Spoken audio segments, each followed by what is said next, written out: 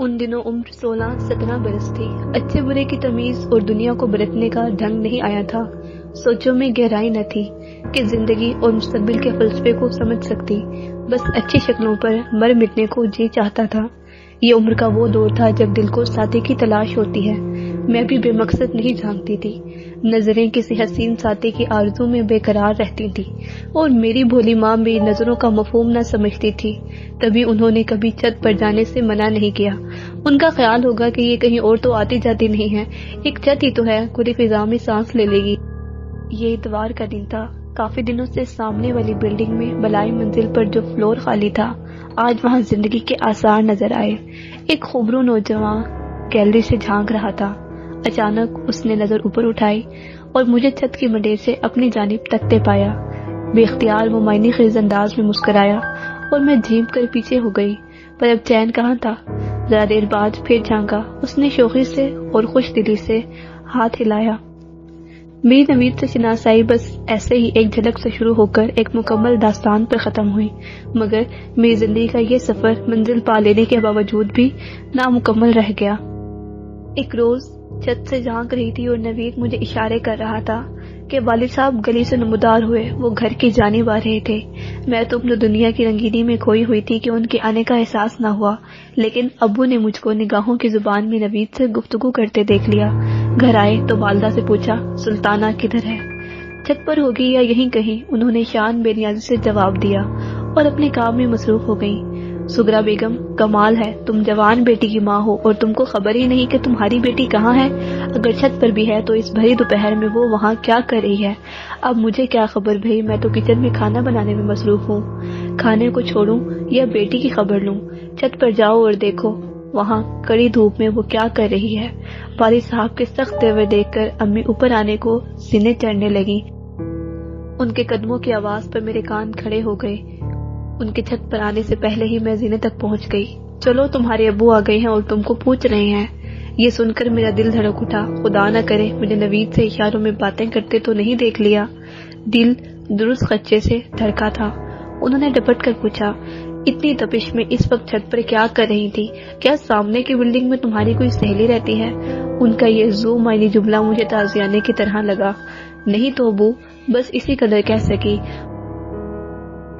वो भी उस वक्त गुस्सा पी गए, लेकिन उनके दिल में जिस खच्चे ने सर उठाया था उसने एक ऐसे फिक्र का रूप धार लिया जो तिब्बत की मानिद बाबा जानी की हड्डियों को गिलाने लगी। वालदा कुछ ठंडे मिजाज की थी और बिल्कुल भी जल्दी नहीं करती थी।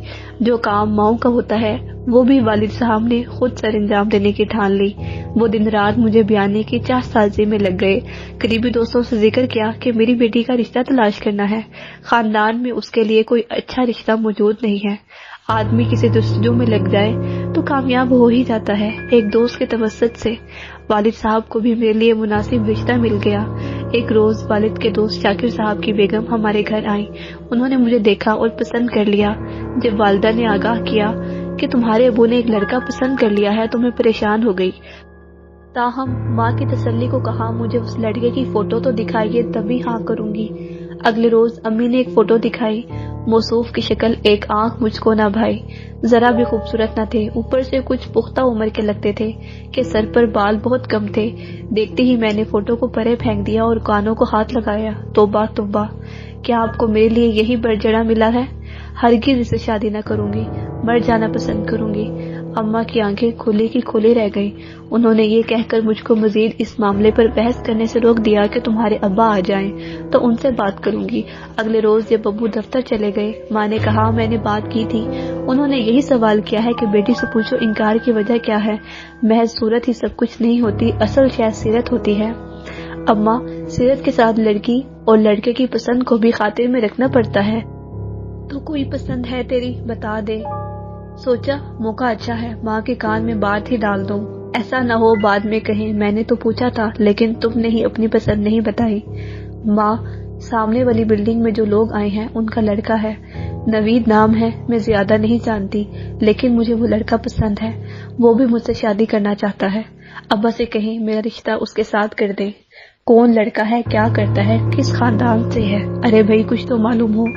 मुझे नहीं मालूम अम्मा, मैं उससे मिलती थोड़ी हूँ, बस छत पर हम बात कर लेते हैं।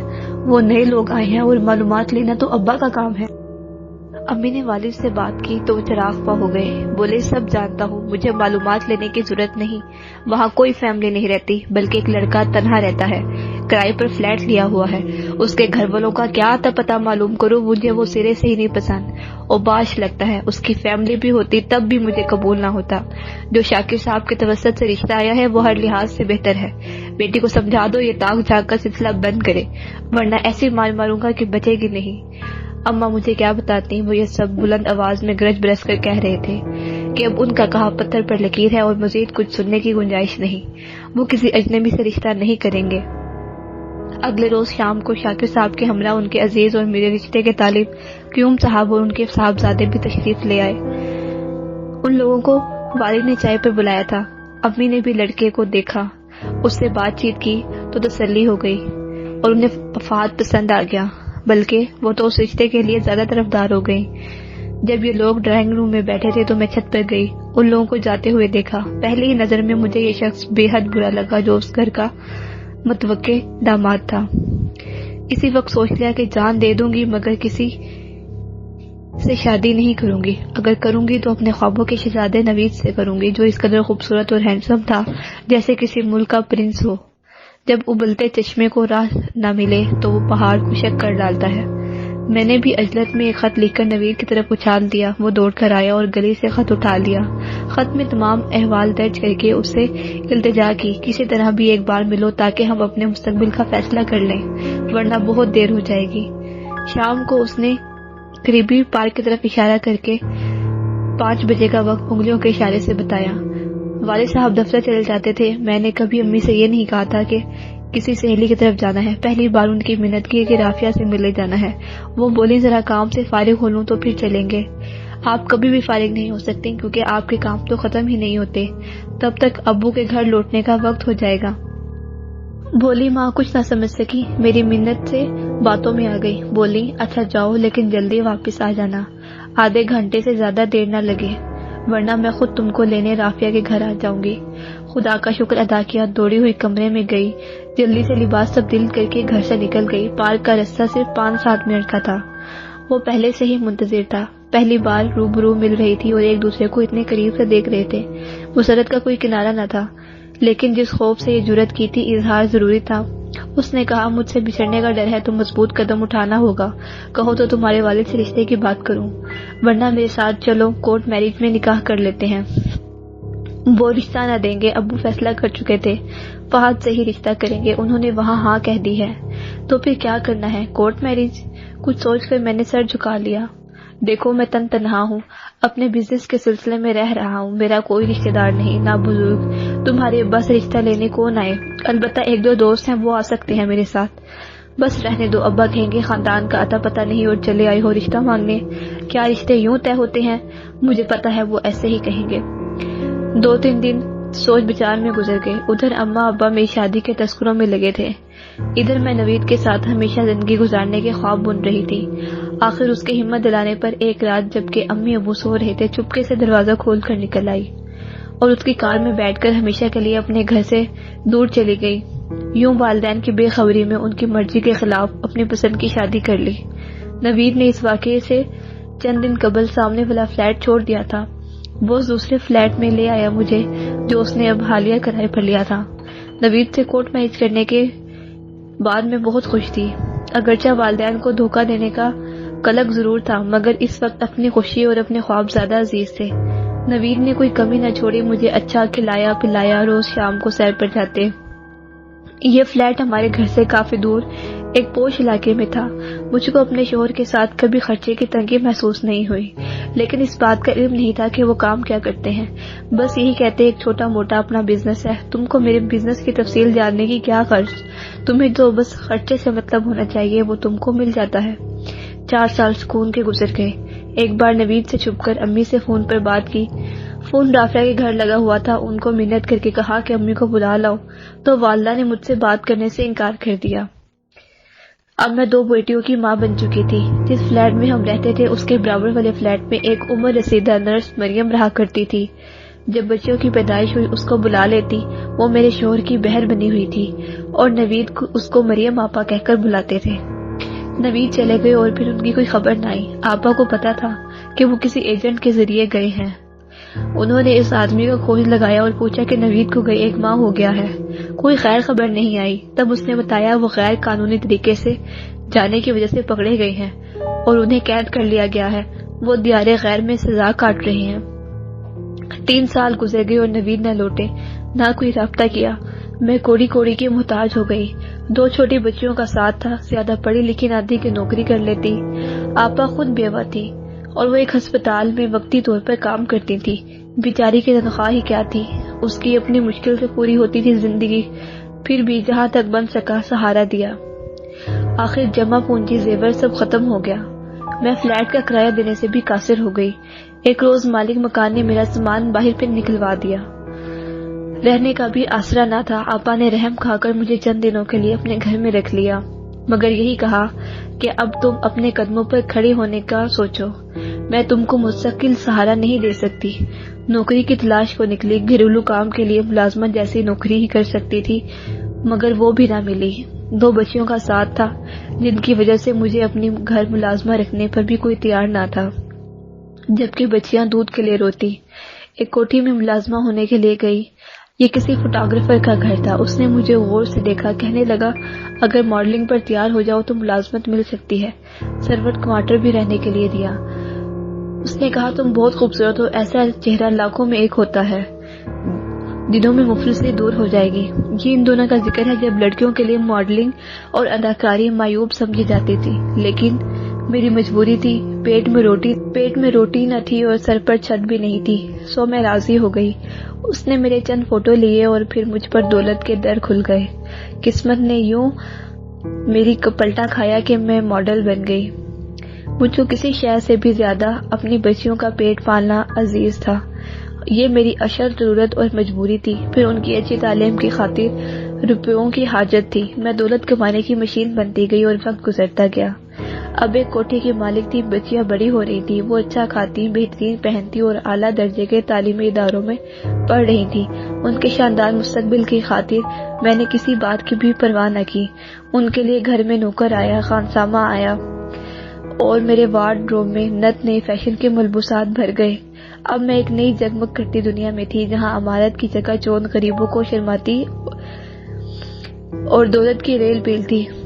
میرے اشاروں پر مشہور مصنوعات بنانے والی کمپنیاں دولت میرے پاؤں میں رکھتی۔ مجھے سبھی کچھ مل گیا مگر نوید نہیں۔ اب اس کی یاد میرے دل میں ہر دم چٹکیاں لیتی۔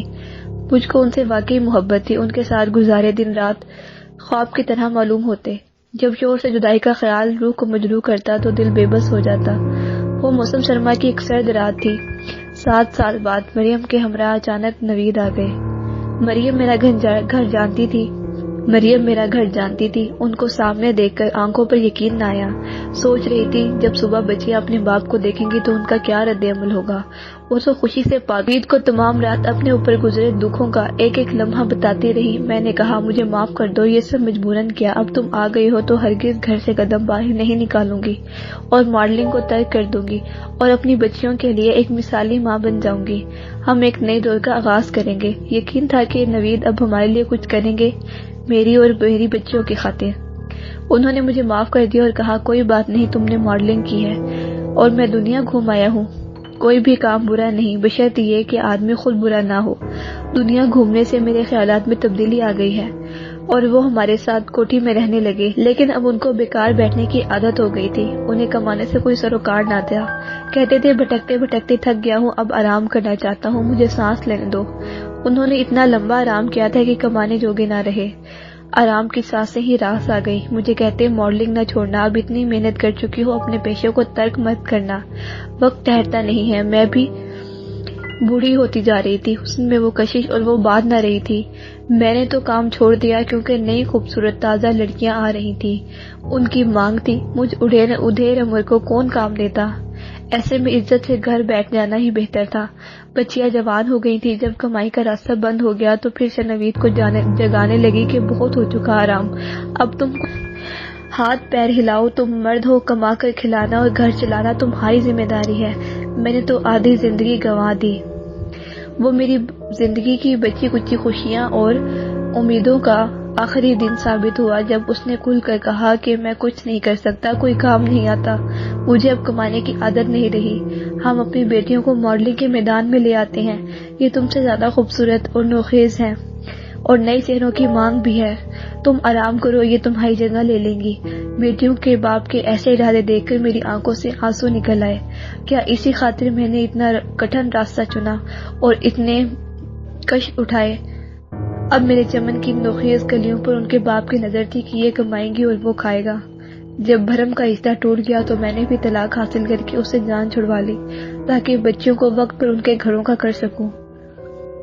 جی تو پیارے بچوں، اگر آپ کو یہ کہانی پسند آئی ہو تو میری حوصلہ افزائی کے لیے اس کہانی کو لائک کرنا نہ بھولیں، اور اگر آپ مزید دلچسپ اور سبق آموز کہانیاں سننا چاہتے ہیں تو میرے چینل کو جلدی سے سبسکرائب کر دیں اور ساتھ ہی بیل آئیکن کو پریس کرنا نہ بھولیں تاکہ ہر نئی آنے والی ویڈیو کا نوٹیفیکیشن آپ کو سب سے پہلے ملے۔ اپنا بہت سارا خیال رکھیں۔ ابھی تک کے لیے اللہ حافظ۔